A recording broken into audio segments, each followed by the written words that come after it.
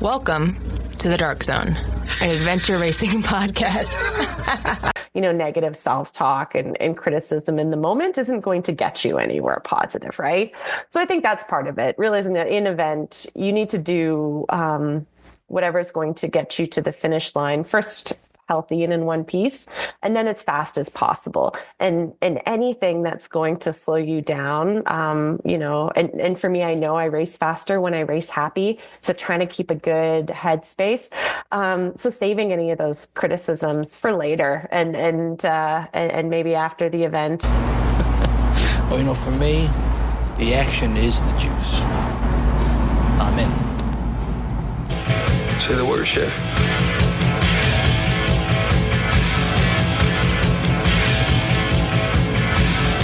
Let it rip.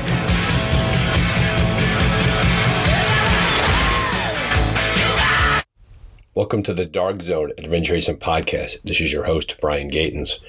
This type of episode is one of my favorite, and they're all my favorite, but this one is, I always love doing this. I love when I could find somebody outside of adventure racing who does great things, who can then come onto the show and talk to us about the great things that they do and what they've learned. And so I tracked down Meaghan Hackinen, and thank you to Rachel Nolan for helping to connect us. Meaghan is a long-distance ultra bike packer. She's a racer.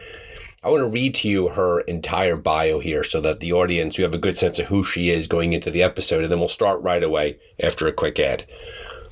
Meaghan Hackinen is a British Columbia-based ultra cyclist, bike packer, and writer whose two-wheeled adventures have taken her from Haida Gwaii to Mexico's high plateaus, across Canada and the United States, and from North Cape to Tarifa, along some of Europe's highest paved roads.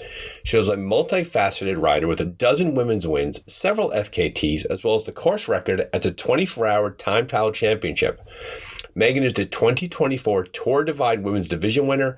She has an MFA in writing, is the author of South Away, The Pacific Coast on Two Wheels, a Kobo Emerging Writing Prize finalist, and Shifting Gears Coast to Coast on the Trans Am Bike Race, courtesy of Newest Press.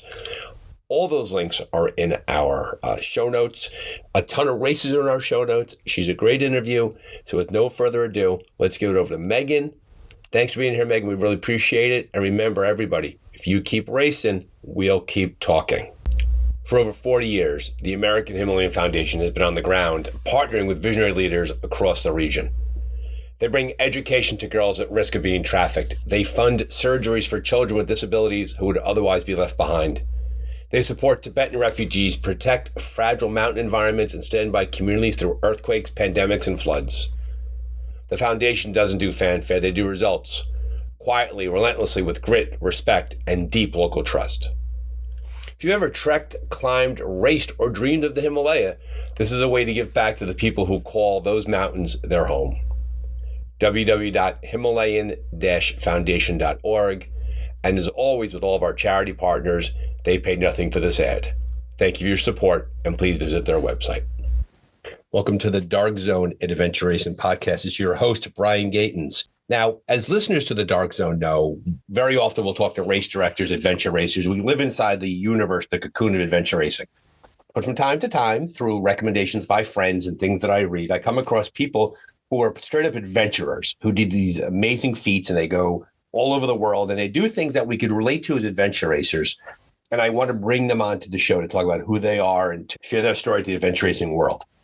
To that point, Meaghan, who just had a tremendous result in Morocco in the Atlas Mountain Race, has kindly agreed to come onto the Dark Zone and spend some time with us talking about her life as a racer and as an author and as a champion, as an ultra-endurance cyclist.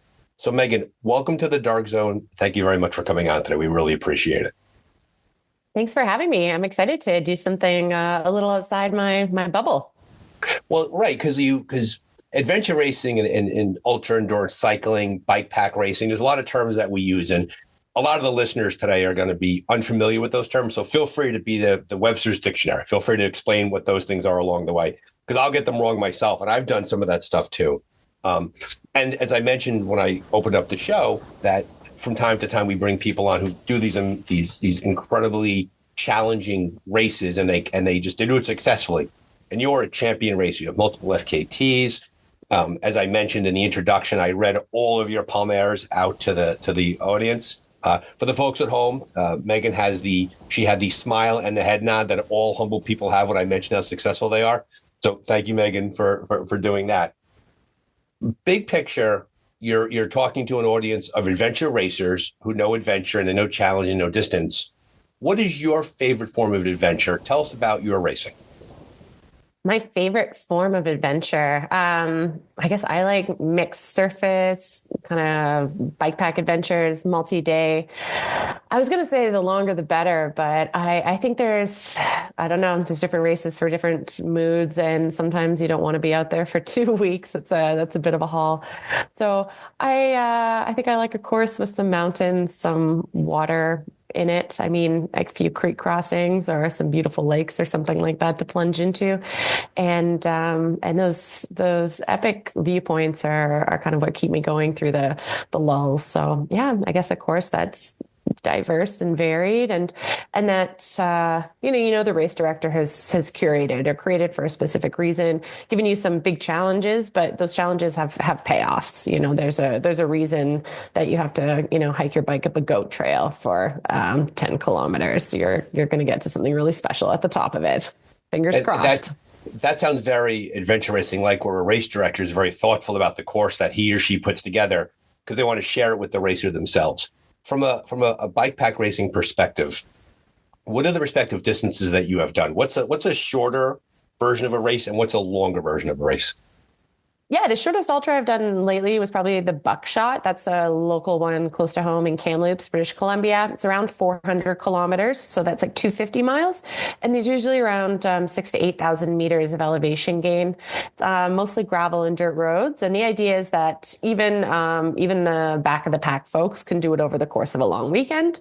I think my fastest finishing time on that was 18 hours. So that it feels like it rips by, but it also requires a level of focus where you just have to be dialed in every second of the way. I remember just stopping to filter water off a creek and being like, damn it, I should have brought my chlorine tablets. This filtering process is taking forever, and on a longer race, you don't worry about stopping to take 2 minutes to filter water. That's a nice little break for the legs. So it sounds like, the Buckshot is in going across sports. I'm going to use the word it's like a 5K, right? As the distance goes, If you think about a running sport, it's the ultra endurance bikepacking version of a 5K. Now, how long do the races get? What's the other end of the spectrum? What's the longest race you've ever done? Yeah, the longest race I've ever done was my first race. And that was a Trans Am bike race across the US. That's a road ultra. It's self-supported. I kind of think of it as the self-supported equivalent to RAM, the Race Across America, which is one of the oldest ultra distance cycling events. And that is a fully supported event with support vehicles. You've got your, kind of nutritionist, your massage person, your vehicle drivers, like kind of everyone, your coach and stuff supporting you. The Trans Am bike race, what I did, follows the Trans America Trail, which is the American Cycling Association's oldest bicycle route. It starts in Astoria, Oregon on the west coast, and it crosses the U.S. Through 10 states from the Western Cascades to the Eastern Appalachians and finishes in Yorktown, Virginia. That one, I believe, is 4,200 or 4,400 miles. 6,900 kilometers. And the reason it was... Let me pause real quick. But yeah, you've done something very, very funny and very adventure race. Like you mentioned that this was your first race. Yeah. Which is not an uncommon thing to hear in the dark zone. Someone's first race is like a 5-day race. So walk us through the thinking behind your first race being a cross-country ride. For sure. So part of it was that there weren't so many events in 2017 when I did this race. Like now there's tons of bikepacking races, and I've also diversified into off pavement, and there's a lot of races that are off pavement. But back in 2017, there were far fewer events in the bikepacking race scene, and only a portion of those were on pavement. I've also toured across Canada, so I've kind of done the transcontinental ride before. So I thought it might be kind of cool to race across a continent instead of tour. I was also kind of struck by this inspiration. And, when you get inspired by someone or something, sometimes you just lean into that and see where it takes you. And sometimes that can be foolish and lead to pain and suffering and heartbreak. And sometimes it can lead to, that glorious image we see in our dreams of ourselves crossing the finish line victorious and happy, and champagne being sprayed all over us. So I was getting into long distance cycling in a non-competitive but pretty serious way in 2016 in Randonneur and Audax. And in 2016, Lael Wilcox won the Trans Am bike race, and she won the all out, not just the women's division. And that got a lot of media attention. And I was shocked to hear that a sport existed that combined my love of biking long distances with a competitive aspect. And it was also really exciting to see a female not so different from myself win it. So I knew that I wanted to do the event after she won in 2016, and I started gearing up to compete myself in 2017. And the idea of doing another event did not even cross my mind. Like I saw that she won the Trans Am, and I wanted to do the Trans Am. Like I didn't research events. I, read a bunch of interviews with her, and I learned about bike pack racing, but this was the only event that really was on my horizon. And again, there's no other road ultras in Canada. Now I think there's one called the Trans Canada Bike Race, but attendance is like 2 people a year. So I don't personally consider that a race. I need a competitive field to call something a race. So yeah, that's why I ended up doing it as my first race. And I actually signed up to do a longer race in 2018, and I DNF'd. So after that, I kind of realized that maybe longer isn't always better. And there's a huge range of challenging events under 4,000 miles. And when you did Transamerica, that was road, correct? That's correct. A yeah, road. 100%. So that was road. And so clearly you follow the path that somebody was following. We see somebody who I liked how you said that Lael is approachable. And Lael, by the way, is well covered territory in the adventure racing community. She had the ride around the world. Oh yeah. Very cool. Her spouse Rue, they're so good socially about the things that they do and the videos they put out there. And she's a great ambassador for the sport. But to your point, you looked out and you various media and you saw someone who was akin to you, and they thought, well, if she could do that, I'll give it a shot too. And so you jumped from your own cycling enjoyment into a race along the way. What was your preparation like for that race? Was it a situation where you entered the race where you rode yourself fit during the race, or did you spend a lot of time getting ready for it and then all of a sudden, like, you were fit when you got to the start line? How well did you prepare? I prepared, I think the best way I could. I prepared the best in the best way I could at the time. And I didn't have a lot of knowledge about the sport or anything like that. Didn't have a lot of budget, and I didn't have a lot of tools at my disposal. So I was living in Saskatoon, Saskatchewan in the prairies where it's like really cold in the winter. I biked to work. It was maybe a 6-mile commute. And then for my training, I did spin classes like 6 days a week. And I didn't know about Zwift. I definitely couldn't afford an indoor trainer. And I use Trainer Road now, not Zwift, but Zwift existed back then. And I didn't know about any of that. So I just did spin classes. So my workouts from like November until April were 50 minutes or less. And that's a pretty short amount of time when you consider like putting in 18-hour days in the saddle. I'm doing the math in my head. It doesn't really match up. Yeah. Okay, but it obviously worked out well. So keep going. So you did that. Yeah. It gave me, I was always inspired. I always had like a great workout, in spin studios. They're pretty fun places. You're listening to music and you're really jamming out and you're really, you're pushing yourself. You're getting a good workout in. I did some core and strength training just at home, and I have a background in sports. So I kind of did, a 20, 30 minute routine a few days a week. And that helped kind of prepare the rest of my body for being in the aero bars and just kind of like having the full body strength that I think is necessary when you're doing these really repetitive kind of motions or when you're doing mountain biking. It's always good to have a well-rounded like body, I guess is what I'm saying. So I did that, and I really put the time in doing the research about like what what is competitive bike packing? What kind of bags do people use? What gear should I bring? I read a lot of blogs. I tried to get an understanding of what it would feel like to be on the road for that long, putting in those kinds of miles.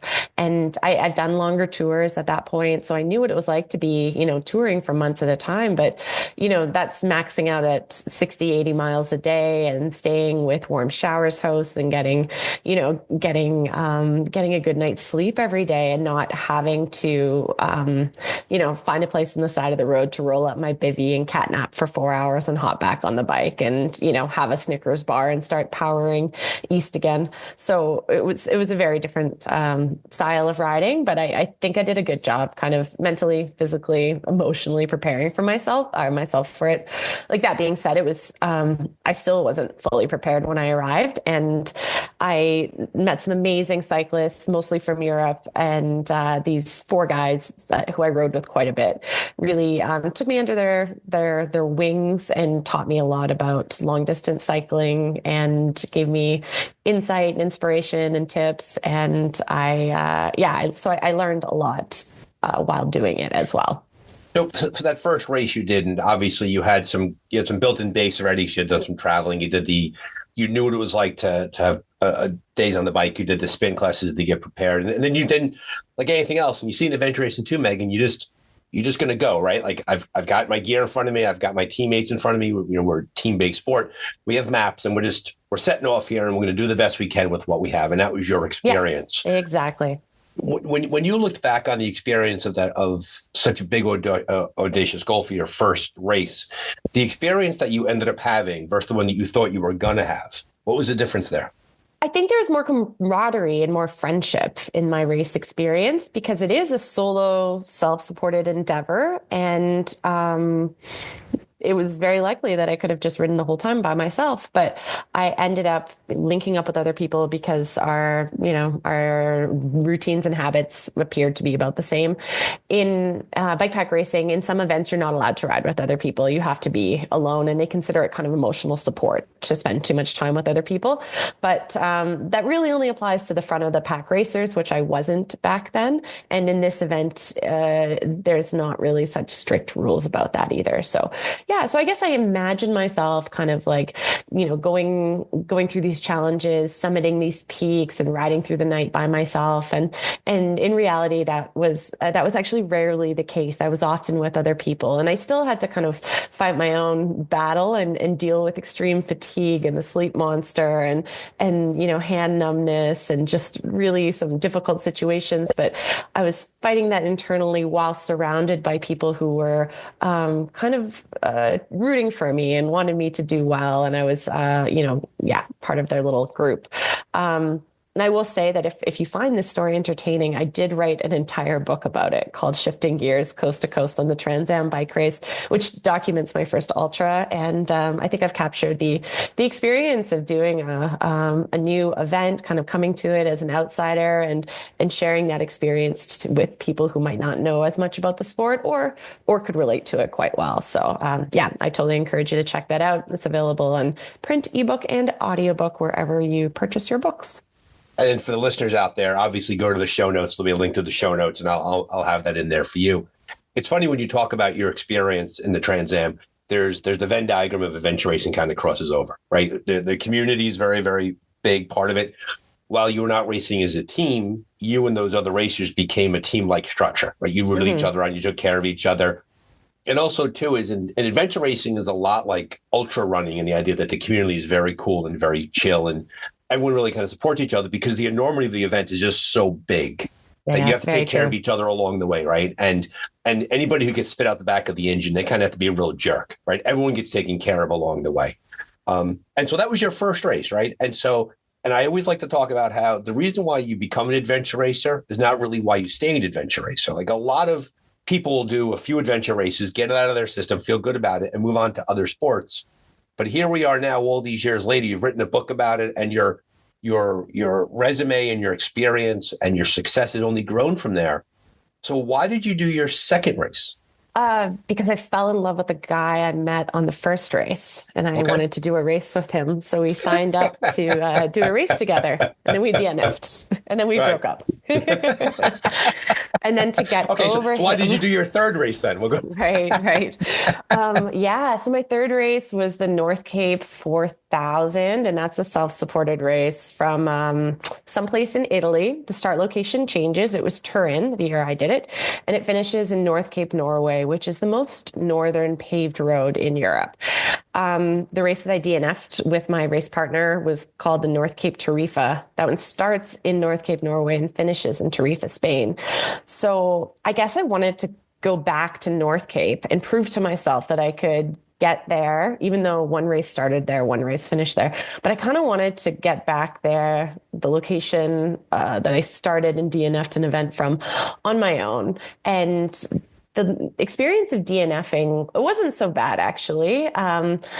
It was like we ended up DNFing and then touring for a bit through the Alps and just kind of getting to enjoy the scenery. And I was really insecure about cycling in Europe, the roundabouts and the different rules, and it just caused a lot of stress on me. And I didn't really enjoy a lot of it, even though there's less traffic and there's cute little villages and beautiful churches and great pastries. I was really anxious and maybe just not quite ready for it. So coming back in 2019, spending a bit more time, I stayed with my coach and coach at the time in Switzerland and just got comfortable riding on the roads and navigating solo. Oh my gosh, it's so much harder to navigate in Europe too. Like coming from Saskatchewan, where we do a 600-kilometer ride with like 3 right turns, like you don't even need a map. They just say like, yeah, when you get to, when you get to Earthstazy, take a right. And when you get to Regina, another right. Like it's so simple, but having to navigate in Europe. And I think I failed to download my base maps for my device or something where, again, in Saskatchewan, it doesn't matter if you have base maps or not. Like, you do read these. I mean, I read a fair amount about the ultra cycling races and the bikepacking races across Europe. And you read these crazy stories about people who they get on the wrong ferry. And they take the ferry to the other side of a lake, and they got to realize they got to take the ferry back and get back on it. It sounds like navigation is a huge challenge in Europe, which obviously coming from Canada was big for you. Yeah, I really had to learn how to navigate properly. I couldn't just like hide behind someone. And when I was riding as a pair, I definitely leaned on my pair as a navigator, and I think that frustrated him quite a bit. So I had to really bring that skill up. And I'm quite proud of what a good navigator I am, and I actually like making routes and riding them and the challenge and the adventure of that. Whereas before, like that wasn't an aspect I liked. I would far preferred to just be given a route and ride it and not have to think about it.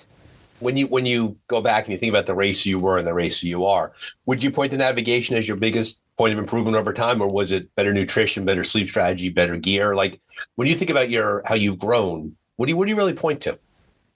Yeah, I think all of those things for sure. I think the thing that I did best for that first event was preparation and taking it seriously, because I knew that I wouldn't get to the finish unless I put the time and energy in to train and just like prepare and try and understand all of the things that I didn't know so that I could address them, because I realized there was so much I didn't know. Right.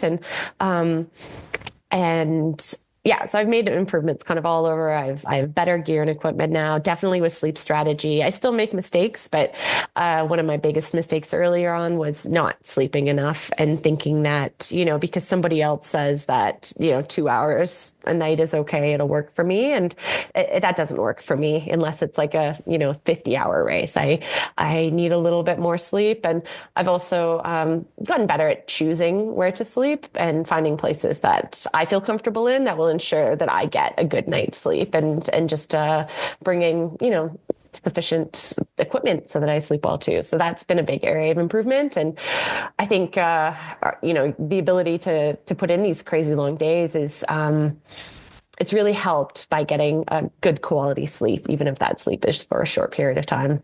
So let's dig a bit into that, because, in adventure racing, races go from 6 hours to 10 days, right? And sleep strategy is one of the most talked about, analyzed and considered items in our sport, right? And very often there's a strategy is if it's a morning race start, so say the race starts at 6 o'clock in the morning and it's a 5-day race or a 6 or 7-day race. Very often a team will race through the entire first day and first night. They'll go to 24 hours.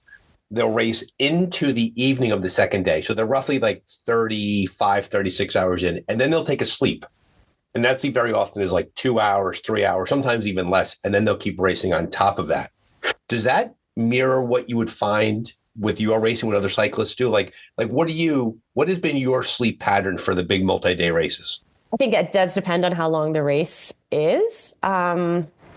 Yeah. So when I did the Tour Divide last summer, that one goes from Banff, Alberta, down the spine of the Continental Divide into the States, all the way to Antelope Wells, New Mexico, on the U.S.-Mexico border. And I hope to finish, between kind of 15 and 20 days. So it's a long time. You're out there for more than 2 weeks. The race starts at, I want to say, like 7 a.m.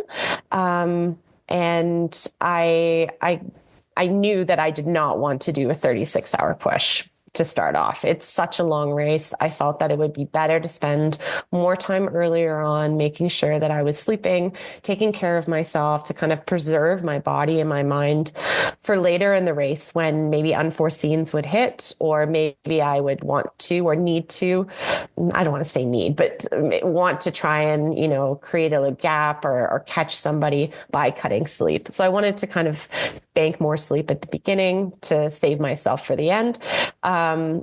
The way the timing lined up on that, I got to the first town and the only town for a long time with any sort of facilities at about 9:30 p.m. So I actually decided to stop there after, I guess, 14 and a half hours and get a few hours sleep. And the alternative to that was continuing on into the bush and sleeping kind of on the side of the trail somewhere where the temperatures would have been colder because it's gaining elevation, and it's also like pretty deep into grizzly country. So I kind of worried I wouldn't sleep as well, knowing that I was surrounded by big wildlife as I would have in town. Another influencing factor was a lot of the lead racers ahead of me stopped in that same town in Fernie to sleep.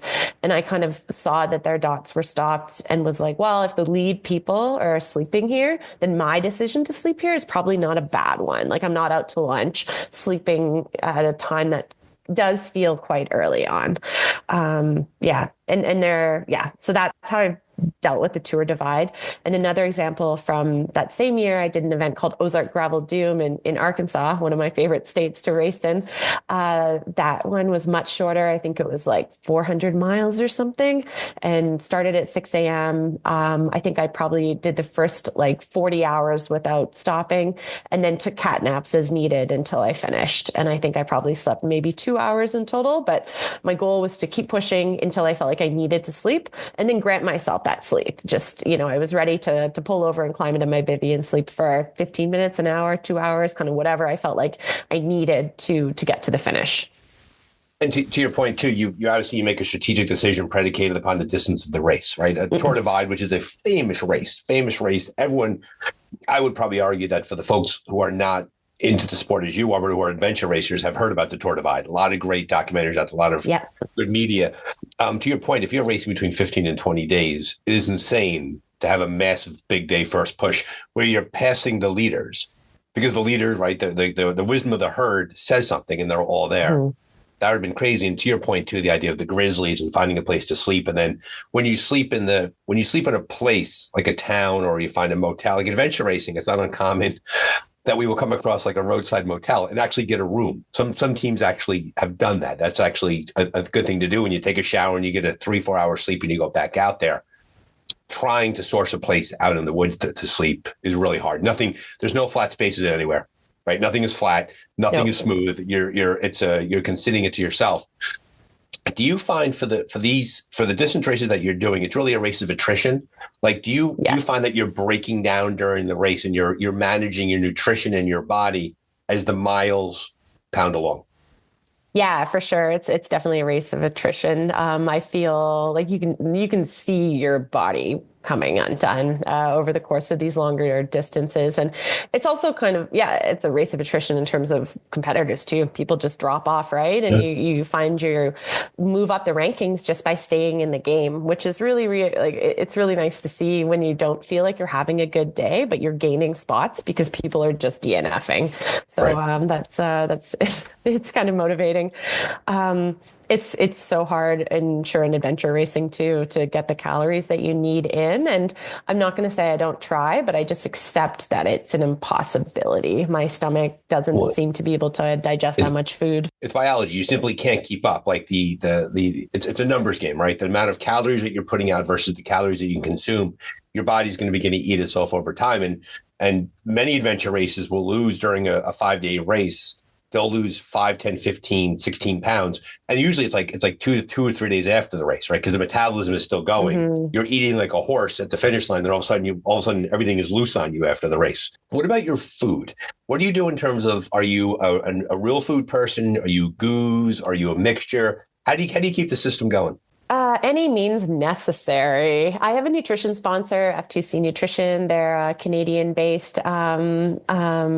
nutrition product company, and they do a lot of powdered carbs and protein recovery, stuff like that. So when I'm training, I use their products quite heavily, and I lean on them a lot. And even for long day rides, when I'm racing, obviously, I'm not going to have like a backpack full of carbs with me. That doesn't make any sense. And ultra cycling, or self-supported ultra cycling, you don't have any, you don't have follow vehicles. You don't have people handing you water bottles. You can, in some events, do like shipments to post office along the way and pick up stuff there. But to me, that just sounds too complicated. So after day one, I'm kind of left to fend for myself. So I mimic some of what I have through them and this sounds terrible, but because I'm used to drinking fluids, I go for the fluids, Coke and Fanta and smoothies, high calorie coffee drinks. Well, I can tell you right now, Meg, I don't want to interrupt you. You're in a safe space, because that is exactly how adventure races feel themselves. That is you're inside. There's going to be there's no judgment in the dark zone, or that's exactly what we do. That it's, well, we had a guest at one time said, like, adventure racing, you get to eat like a third grader. Right? It's chocolate, It's cookies, it's cakes. It's these simple sugars that you just pour into your system that your body just pounds through for the calories. If you ate like that outside of racing, you'd be diabetic. In a race itself, your system is working so hard. So we're on the same boat there, Meaghan. So you're fine there. So it's those easy calories. It's a simple sugar. Easy calories. And then everything that you mentioned too. I eat a lot of gummies, some, ho-hos, ice cream bars. And, sometimes I get cravings for salt. And that's really hard to satiate because the greasy stuff is what I want. But I know that I just can't stomach it. So I get chips chips in cycling. One of the big things is getting those frozen burritos, putting them in your pocket, riding down the road and eating them once your body heat warms them up, which it sounds disgusting, but try it. It's fine. Well, an adventure racing trick is when we get to a transition area, right? Because we'll do like a big trek, say. We come into a TA and we're transitioning to either a paddle or to a cycle, right? Because it's different disciplines along the way. We will very often have bins waiting for us that our race directors move around with. You'd love to have that, by the way, right? How nice would it be to have a bin? Well, that's adventure racing. And you get to the bin can weigh up to 50 pounds. And so it's got gear, it's got clothing, but it has very often, there's food in there. And a common strategy is to take one of those camp meals that you pour the hot water in. You pour the hot water and you seal it really, really well, and you put it inside your jacket. Oh, and you zip it up, and then you head out into the race. Oh, cool! I've never heard of that. It keeps you warm, and then eventually you end up eating it. From time to time, it does break open, and you see a racer out there covered in like their fettuccine Alfredo. It does happen, but to your point, like it's the getting yourself warm and eating something along the way. Of course, Leah Wilcox talks about how she dumps the French fries into her bottle holder. That's her big thing too. That's her big thing there. And so that's an adventure racing trick. You should talk to race directors and have them put some bins out there for you. And they get the stuff we do. You can incorporate that in there. One thing I've used a little bit, not so much for racing, I think I might for the Silk Road and Kyrgyzstan this year, is those the powdered potatoes, because they're quite light, and for longer events, it's nice to have something, like I said, savory, especially if it's more remote. And and of course those prepackaged meals are good options too. Yeah. There's an adventure racing organization called Bend Racing. They're out of Oregon, and they've invented their own. It's called 4 Hour Fuel. It's their proprietary. It's very good. It's freeze dried. You put the hot water in, and off you go. And they've done that. And that's very often like it's powder's light, powder's easy. You get some hot water on it and off you go and things like that. Yeah. And so there's definitely a lot of crossover nutritionally between we see adventure racing and the cycling that you're doing there. Earlier in the conversation, you talk about the idea of motivation, right? And so when you find yourself out there, when you're digging away on a huge race, right? You're halfway through I always find that the hardest part of a race is 60%. When you're 60% through it, that's a low psychologically, because halfway is great. Woo, we're halfway home. But when you get to 60, you still got a lot of race left ahead of you. What is your internal monologue like when you're out there and you're deep into a race? How do you keep yourself going? Sometimes I just think about how lucky I am not to be working right now, and try and enjoy being out in nature. And I think that's one of the reasons I transitioned to more gravel and mixed surface events, because they take you further from the everyday. And of course, you can experience great things on the side of the road or the highway, but just being farther out in nature reminds me that, like, this is not, this is not the experience most people get to have. And then it kind of helps prompt me to feel some gratitude when I might not feel like being grateful, and remembering that, you know, these are my life decisions that have led to this point, and I might as well enjoy it. I definitely get some motivation from thinking about people watching the sport. So thinking about people dot watching, thinking about people following the commentary on bikepacking.com or Josh Ibbitt's YouTube updates, and wanting to be an entertaining competitor. And I come from a background of roller derby where there's a lot of emphasis on entertainment and entertaining a crowd. And I love that aspect of a sport. I loved, like, racing out in my booty shorts and just laying someone out and having the crowd go wild. That brought me so much joy. And because I've injured my knees, I don't get to do that anymore. And so trying to bring that aspect of, like, you know, being an entertaining dot to watch to bike pack racing, and keeping the pressure on my competitors, whoever they are, you know, just that's something that is in the back of my mind, or I try and think about people watching my dot to keep moving. And it's not so glamorous. Like, it's really just putting one foot in front of the other, whether you're hiking up a pitch or, you know, pedaling really slowly. It's just moving forward. I wish it was as exciting as laying someone out, but it's not. so that's frowned upon, right? In racing, you can't knock someone off their bike, just for the record. Yeah, no touching. Okay, good. Want to clarify that. You know, it's funny, the dot watching dynamic is another place where the Venn diagram of cycling and adventure racing meet, because we wear trackers, and very often there's massive commentary going at home where people are just sitting there just watching a race, and, you know, why hasn't updated? Is it going to update what's going on here? And that same dynamic exists. So just like in your racing world, it exists in the adventure racing world too.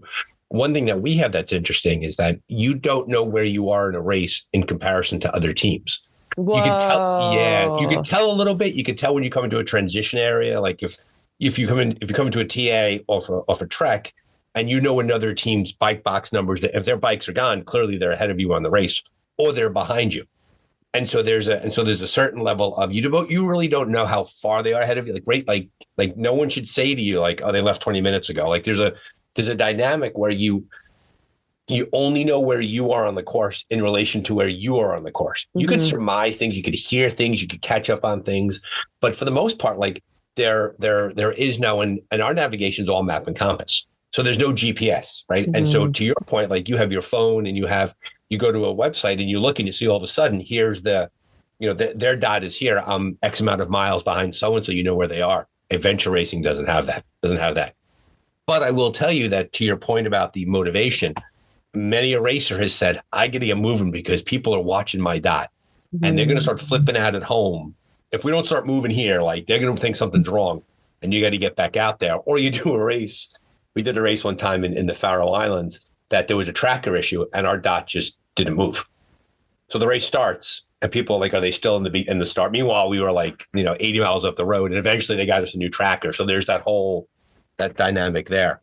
And so motivation is there's a lot of crossover there too. The idea, like, I know a racer that when I ask how the race is going, they say, still better than being at work. And I love my job. Like they just to be out there. And another common dynamic too is, and I'm sure that you're exactly the same way, is that you find yourself in places that you would never be at if it was not for the racing. Exactly. I would never bring myself here, but some race director has built this for me, and I find myself in this place, and now I'm doing this thing. So I appreciate you giving the big picture of the race, and our listeners appreciate that. I do want to talk about two other things as we're chatting here now. I definitely want to get a taste of what you have coming up this year. You mentioned the Silk Road Mountain Race, which is another famous race, and we'll get to that. In our email exchanges before we started the interview, you talked about the idea that you've been thinking a lot about the idea of purpose over performance. Mm-hmm. And everybody evolves as a racer, and they evolve in terms of goals, especially if it has as much success as you've had. Where are you with that in terms of why you keep racing, what you keep expecting from the sport? Yeah, so I think I'm kind of known as a high performing athlete. I've come out and said that I'm really competitive. I'm not one of those people who comes to a race to have fun. I do my own rides to have fun. I go bikepacking with friends to have fun. I race because I want to judge myself against other people. And for me, that is fun, which maybe I need to go talk to somebody about that. But I feel like I'm a competitive person so much that it's caused problems with, anxiety and my relationships. Like I feel like you could ask any of the guys I've dated in the last 10 years if I have, shrugged them off to do a training ride or to plan for a race, and they'll be like, yep, Meaghan's done that a few times. So, I'm just trying to, I guess, learn more about myself and what is going to make me happy and healthy in the long run.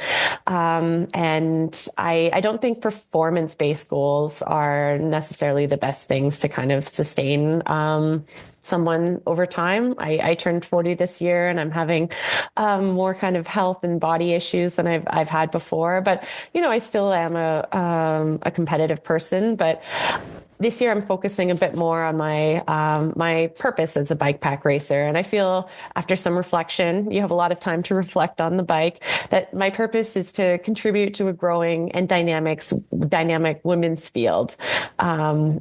The women's field in bike pack racing is around 10%, which is a little bit lower than the population of women in comparison to men in the world.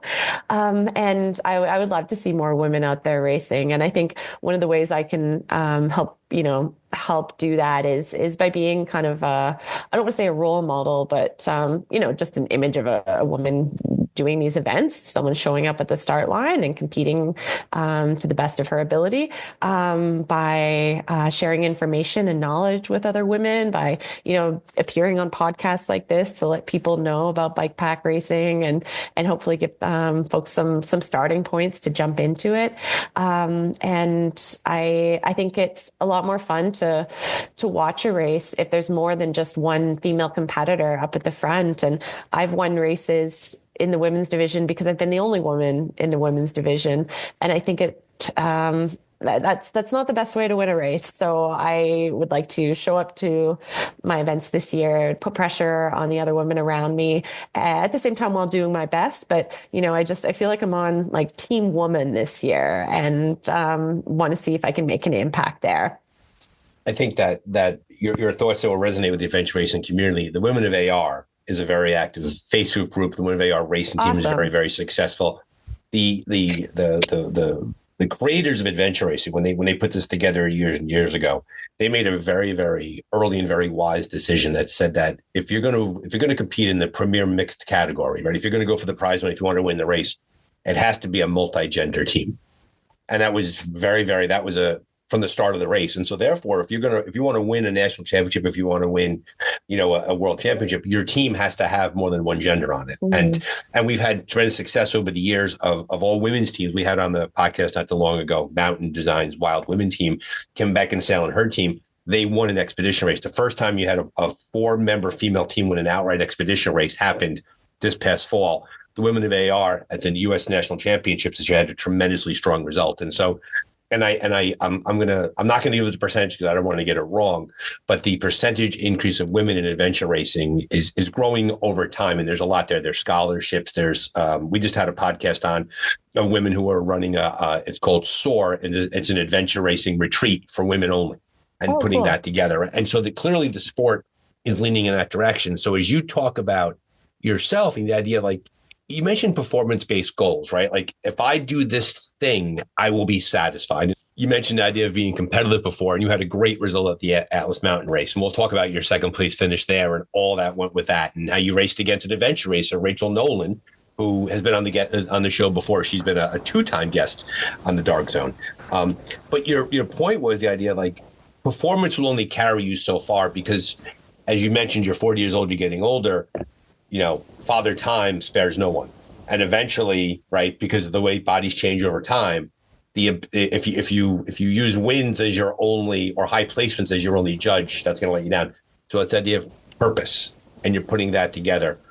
How have you, as you work that out in your head, and as you thought about that, as you release your more competitive focus and your more purpose focus, how has that sat with you as you worked your way through that?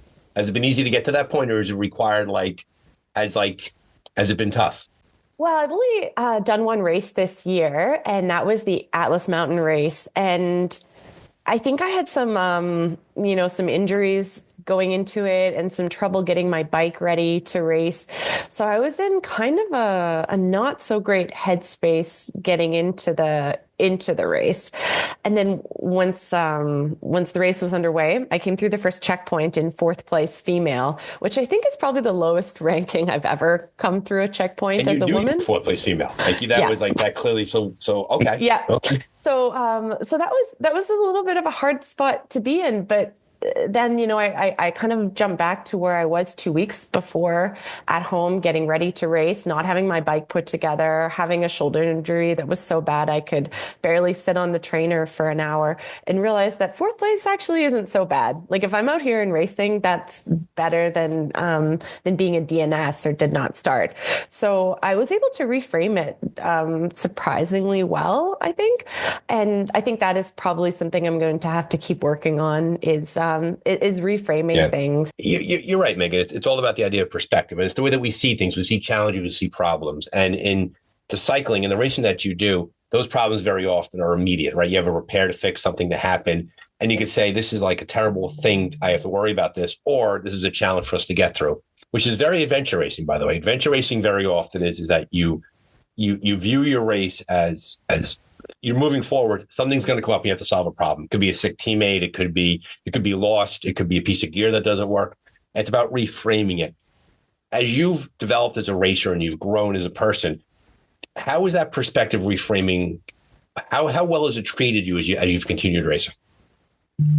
I think doing more events has taught me that there's so many ways that things could go south, and there's so many circumstances that are more dire than what I am in right now, and situations that I actually probably couldn't cope. There was somebody in the Tour Divide last year, and their pedal broke off on the crank, and they had to basically hitchhike into town and get like a new crank put on, and then hitchhike back.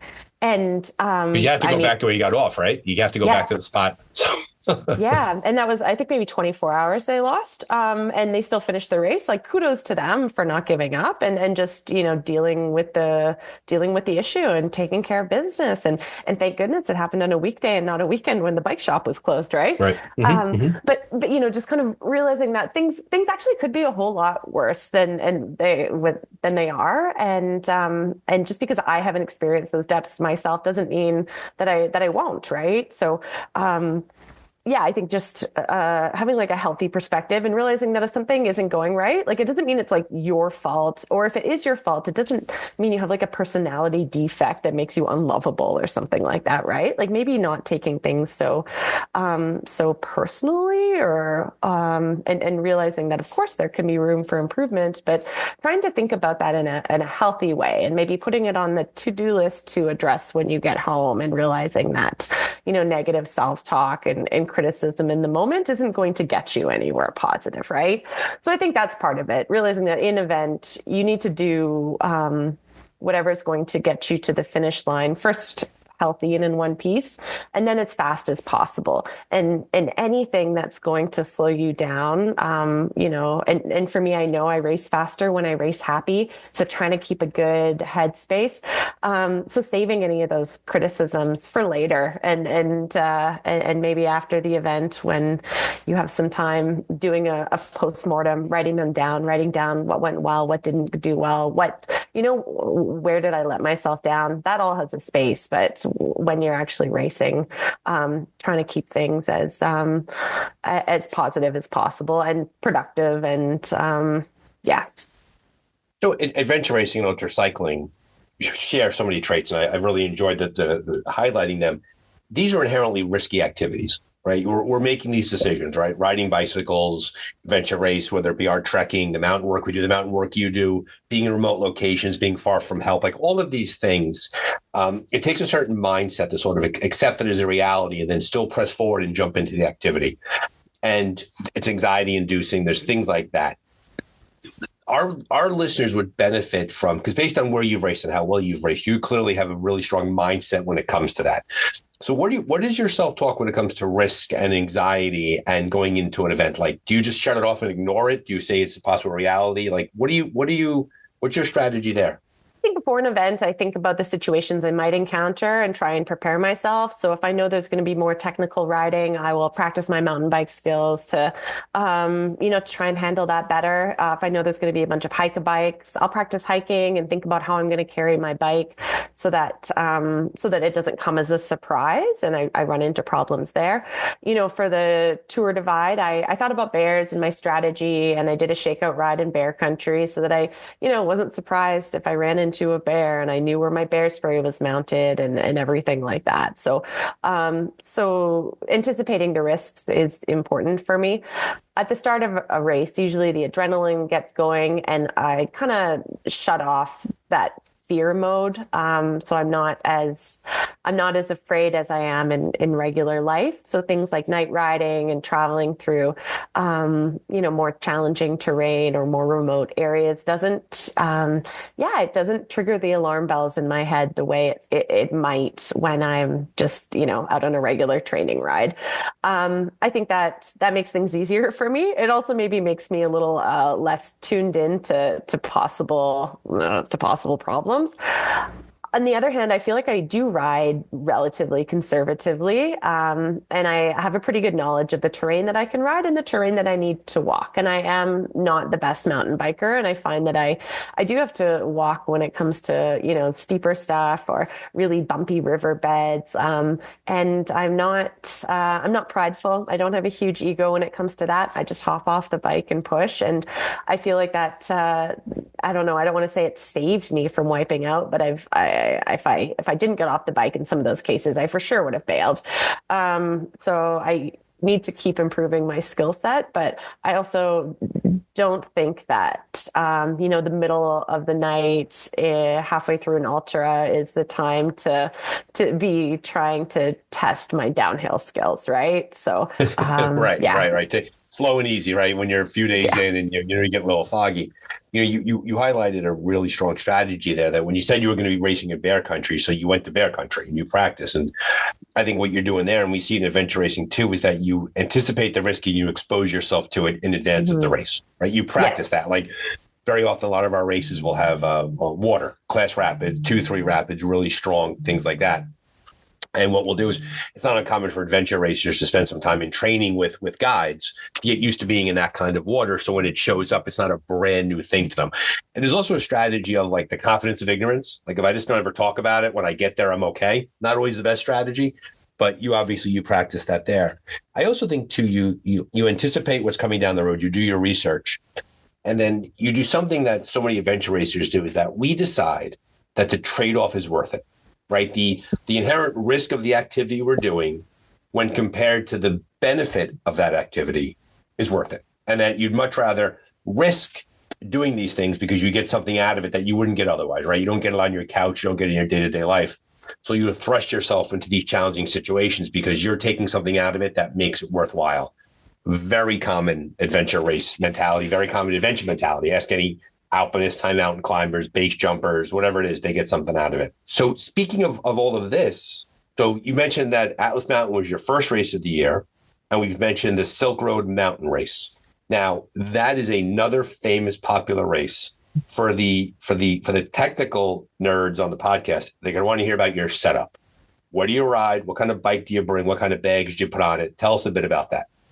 Yeah, for sure. I've been riding a salsa cutthroat since 2021, and I'm really excited that this year I'm an official salsa sponsored athlete. So that means a new bike for me. So I'm riding a 2025 salsa cutthroat. It's got electronic shifting and bigger range of gear. I've put a suspension fork on it because I'm doing the complete mountain race series, which is the Atlas Mountain Race in Morocco that I just wrapped up, the Hellenic Mountain Race in Greece in May, and the Silk Road Mountain Race in Kyrgyzstan in August. So I'll be running a front suspension fork, I think on all three of those events. And I'm also supported by Apidura packs. So I use their packs, Light Bicycle wheels, Rene Hurst tires, Redshift Sports. I use their suspension stem. And I think I'm going to put the seat post on the cutthroat for the next event because the lumps and bumps and more technical terrain of Hellenic will call for it. And then 7 Mesh Apparel provides my cycling kit, which has been awesome.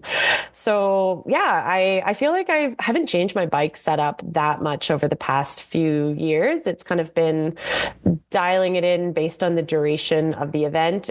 For a shorter event, I might not bring a sleeping bag or as many, I guess, warm layers if it's in a warmer climate, and then capacity for food and water changes a lot depending on where the event takes place. I know for Silk Road Mountain Race, the environment is more exposed. It's at altitude, which is new to me.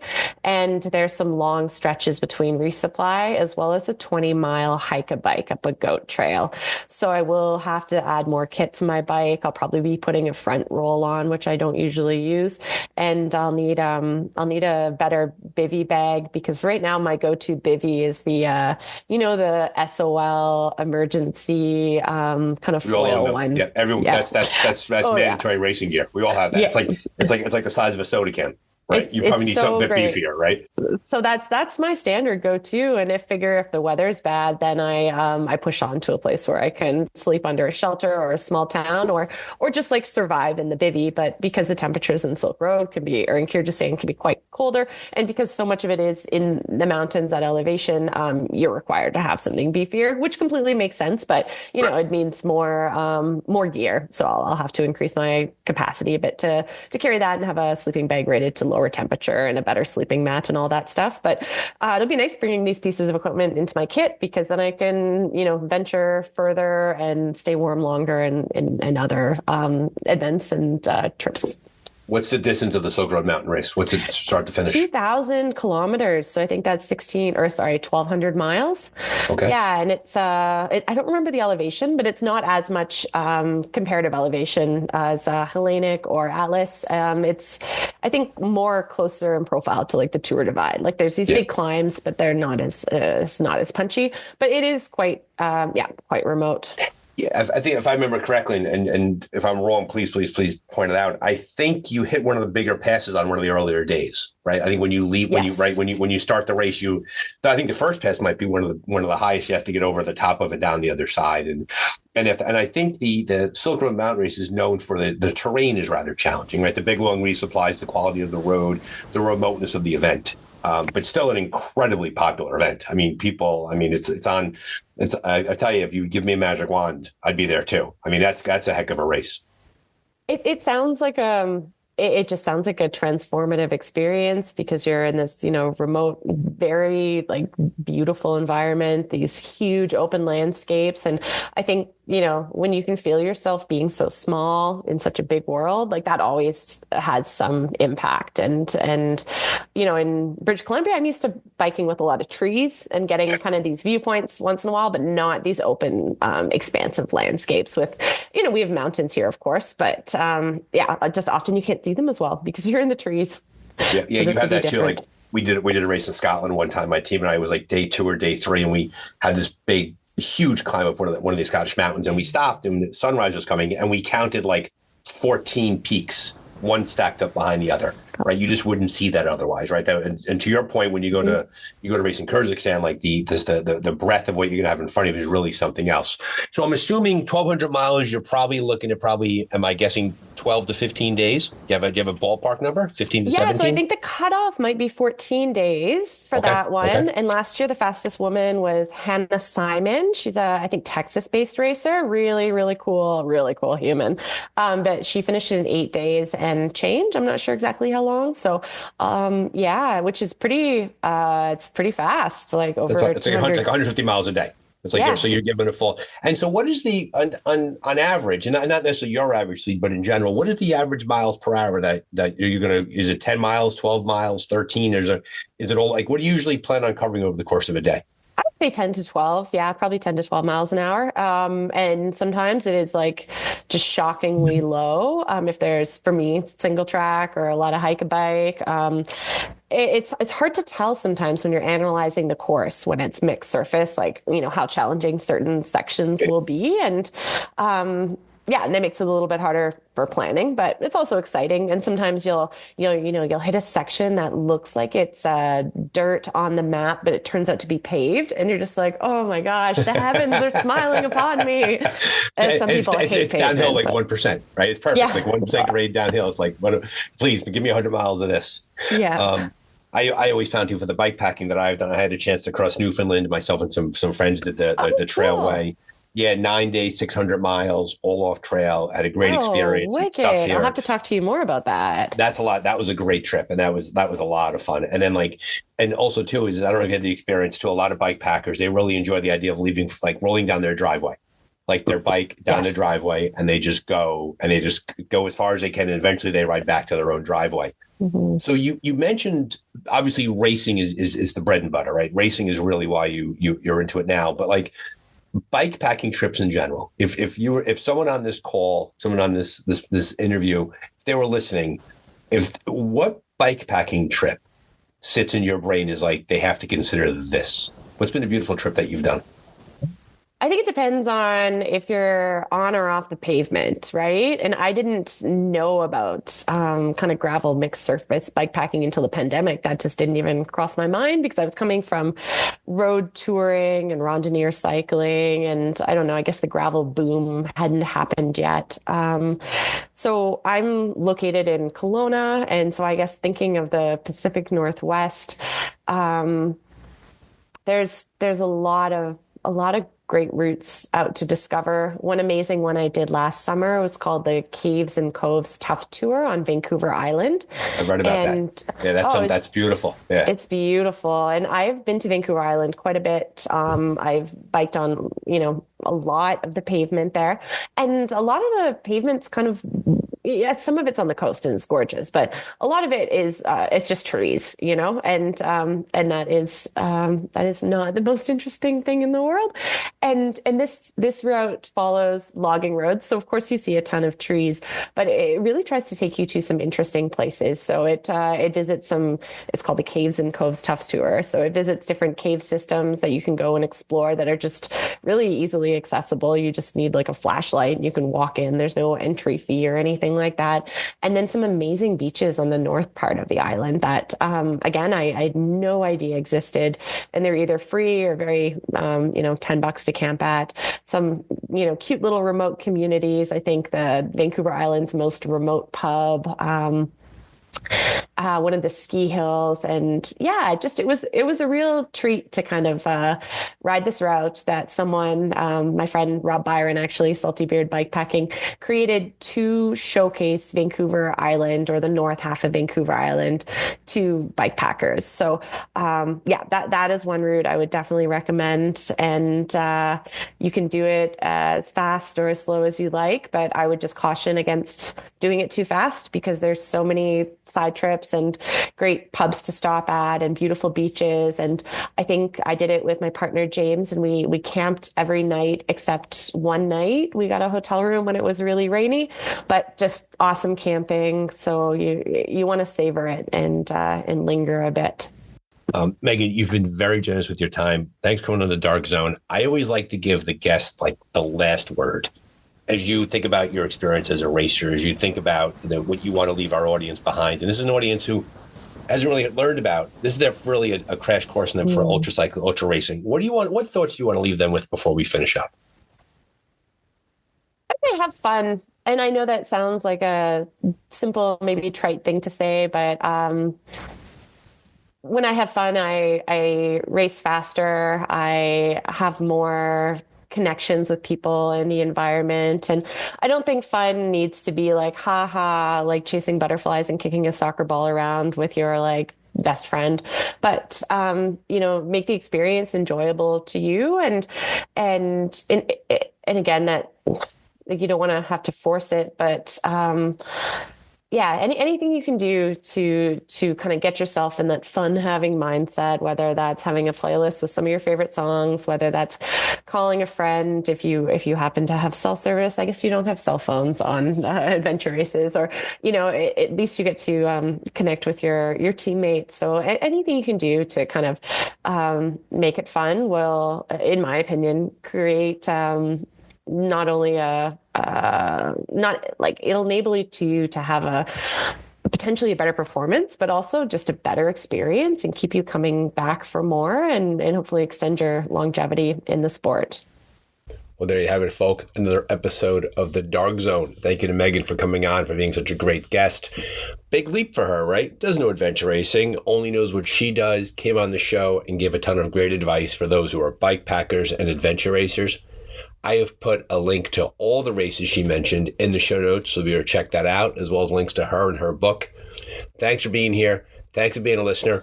Hope you enjoyed this crossover episode. Always feel free to send us guest recommendations who may not be in the adventure racing world. We'd love to reach out to them. And remember, if you keep racing, we'll keep talking.